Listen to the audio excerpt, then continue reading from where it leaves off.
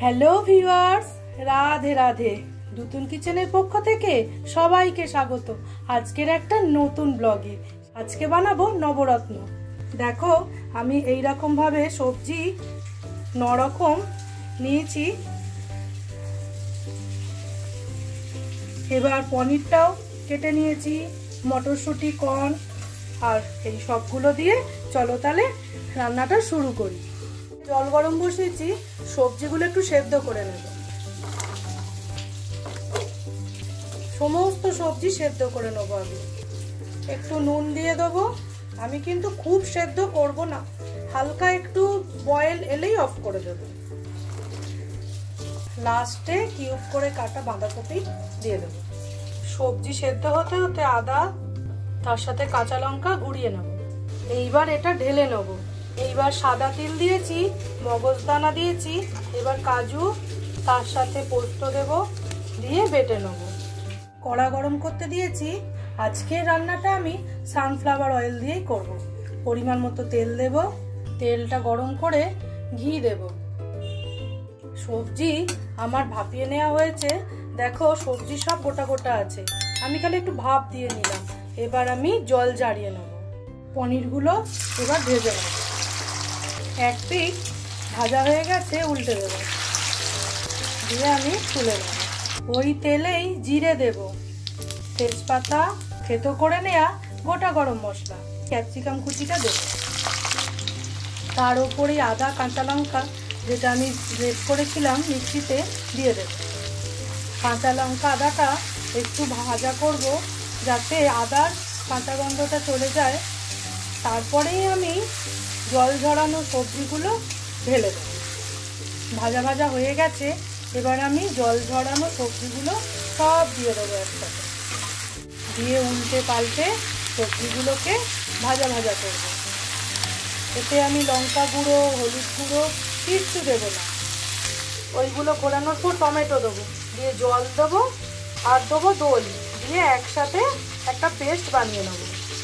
দেখো সব সবজি আমি উল্টো পাল্টা করে সব ভালোভাবে ভেজে নিচ্ছি।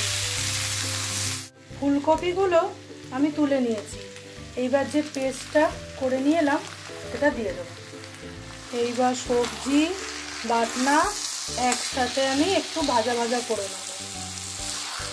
দুতুন কিচেনের রান্না যদি তোমাদের ভালো লেগে থাকে তাহলে প্লিজ চ্যানেলটাকে লাইক, শেয়ার, সাবস্ক্রাইব করে আমার পাশে থেকো।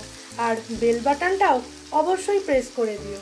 আমি যা যা রান্না আপলোড করব সবার আগে নোটিফিকেশান তোমাদের কাছে পৌঁছে যাবে। মশলা কষতে কষতে আমি কাসুরি মেথি কিছুটা হাত দিয়ে ক্রাশ করে ছড়িয়ে দেবো। তোমরা অবশ্যই এটা দিও, স্কিপ করো না। তাহলে কাসুরি মেথিটা দেওয়ার ফলে আজকে নবরত্ন স্বাদ একদম পাল্টে যাবে। তোমরা এইরকমভাবে বানিয়ে খেয়ে আমাকে অবশ্যই জানাবে কেমন হয়েছিল স্বাদ। তোমরা দেখে বুঝতেই পারছো আমার মশলাটা ভালো করে কষানো হয়ে গেছে। এইবার আমি যে সবজি সেদ্ধ জলটা রেখে দিয়েছিলাম সেটা তরকারিতে দিয়ে দেবো। এবার আমি জলটা ঢেলে দিচ্ছি। এবার খুব সুন্দর করে মিশিয়ে দেবো। এইবার ভেজে তুলে নেওয়া ফুলকপি আর পনির একসাথে ঢেলে দেব।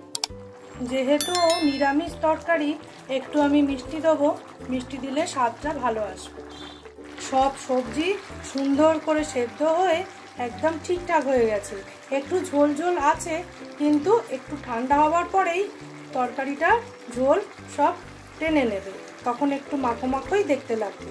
আমি একটু ধনেপাতা কুচি ভালোবাসি তাই দিলাম, তোমরা এটা স্কিপ করতেও পারো। আমি এইবার গ্যাসের ফ্লেমটা অফ করে ঢেলে নেব।